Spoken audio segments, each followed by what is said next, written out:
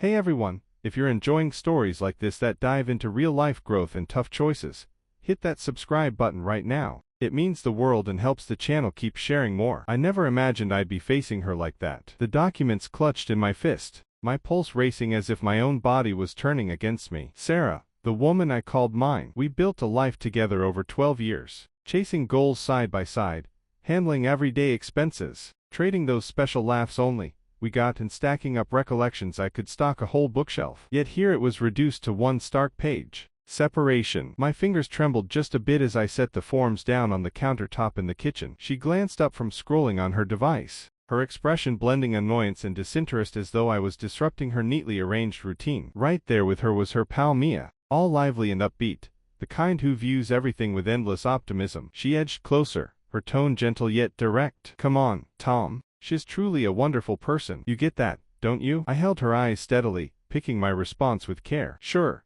She's wonderful," I replied deliberately, letting the silence linger a touch. "But that's only true if you're not her spouse." The impact of those words lingered heavily in the space. Sarah paused like it took a second for the meaning to sink in fully. Mia's grin wavered a little, her mouth edges shifting in that quiet manner, signaling she's rethinking her assumptions. I hadn't come to debate or justify anything. I wasn't pleading or bargaining. I'd arrived to set a boundary I'd overlooked far too long. Back when we connected, Sarah was captivating, bursting with joy and kindness. I'm Tom, the reserved type of reliable career, who enjoyed simple weekend meals and aimless road trips. She'd adored those traits in me, mentioning it plenty of times. We clicked, at least initially. Our days had a natural flow. Sweet habits, deep chats into night, meals filled with affection and chuckles. But around the 7-year mark, that flow started unraveling. It started small. The way her fingers once rested warmly on my arm now just skimmed by. My attempt to humor that used to spark her giggles now got sidelong peeks at her screen. I told myself it was job pressure, fatigue,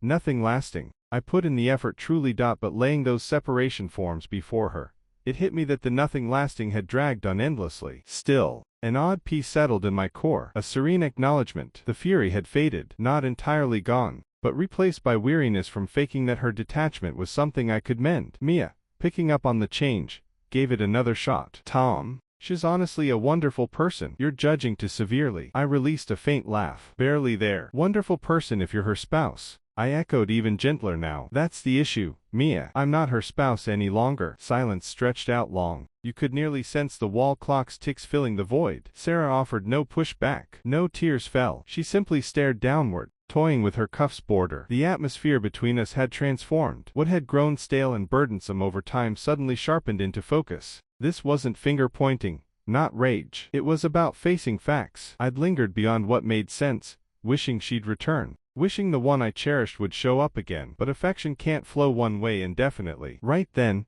I understood I'd pick my own path. I recalled our first bout of helpless giggles over something silly. Those relaxed mornings off when food tasted richer just from sharing the moment. Those flashbacks ache now, yet they stayed with me. And after ages, a tiny spark of liberty ignited inside. If you face a choice like mine or hung on in a partnership gone sour, tell me about it in the comments. Opening up does more good than you guess. Her pal made one last attempt, a trace of concern slipping into her words. "Tom, are you positive on this?" I dipped my head, face steady and firm. "Absolutely. This has nothing to do with spite or fury or payback. It's facing what's true. And truth doesn't pause for catch-up." I sent Sarah a stare fixed on me, keen suddenly, as if rediscovering who I was after so long. That was a twist. She'd figured she had me all sorted. She hadn't. I turned reserved, hushed, enduring, and through it, I'd come to value my own value. Now, I refused to hand it over to anyone blind to it. If this tale strikes a chord, pass it along to whoever could use it right now. The perfect narrative at the perfect instant can shift viewpoints entirely. The space seemed altered afterward. The vibe weighed more, sure, but also eased up,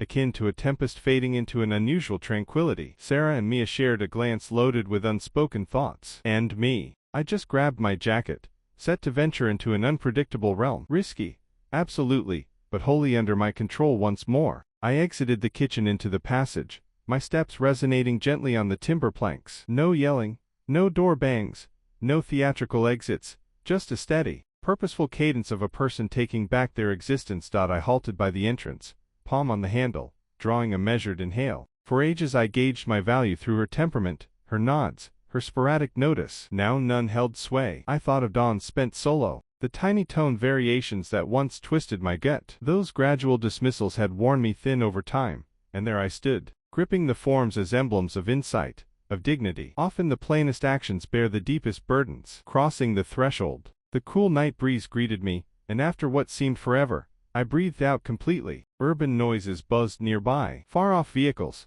soft murmurs from a close-by green space. But I floated in my personal sphere, a hushed haven of liberty needing no one's stamp of approval. I headed to my go-to cafe where the staff greeted me personally, and got a plain brew. Perched at the window, I observed folks strolling, pairs chuckling, buddies conversing, unknowns lost in their bubbles. A blend of jealousy and peace washed over me. Jealousy for how some snagged connection without struggle. Peace because I grasped that pursuing heavy bonds aren't genuine bonds. In the following days, Sarah and I exchanged no words, and that fit perfectly. Quiet and overwhelming, yet immense, too. Amid that hush, I saw that my poured-in years, not merely cash, but heart, weren't squandered. They built endurance, compassion, and crucially, self-esteem. One midday, rummaging ancient crates in storage, I uncovered a snapshot from our getaway after vows. Grinning wide, limbs entwined, joyfully ignorant of future fractures. I cradled it, outlining our fresh features, and briefly permitted a gentle grin. Not resentment or sorrow,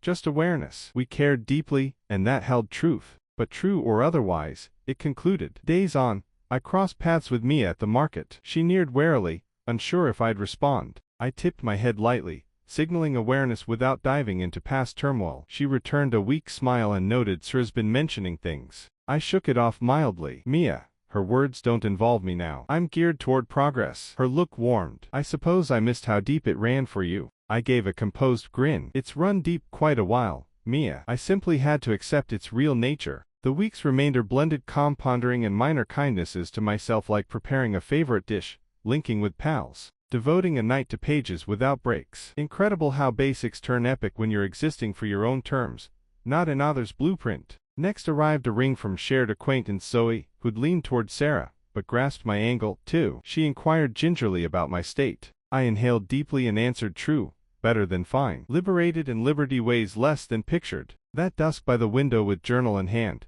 I scribbled ideas long suppressed. I noted the takeaways. Connection shouldn't demand your honor's price. Choice unveils more than speech. Departing isn't defeat. At times, it's the victory of the soul's root. If Heartbreak's middle has tested your inner power, tap subscribe and enter a space prizing progress, toughness, and dignity. Tales like these echo that closure's birth of fresh starts. Shortly after, Sir's pal contacted anew, not shielding, but with budding insight. Tom, I comprehend your actions now. I incline my head, valuing the nod, yet knowing speech alters not what's settled. History trails behind, future hazy but owned, unfolding like a clear path ripe for exploration. Nights often revisit that kitchen scene, forms atop the surface. Serenity within, once sharp, now a pivot. The instant I retrieved me, her endorsement no longer shapes me, nor do I chase nods from the blind to my merit. I revived cherished pastimes, overlooked bonds, and unearthed self-bits buried under concession piles. In this soft renewal emerged fresh joy, not in others' define, but mine. Certain evenings conjure unsaid exchanges, absent phrases. Yet, I've accepted it's all right. Reality whispers softer than anticipated, and the mightiest statements echo wordlessly. Ultimately, I didn't merely exit the union. I shed pressures, disregard another's endorsement load. Thus I truly located myself.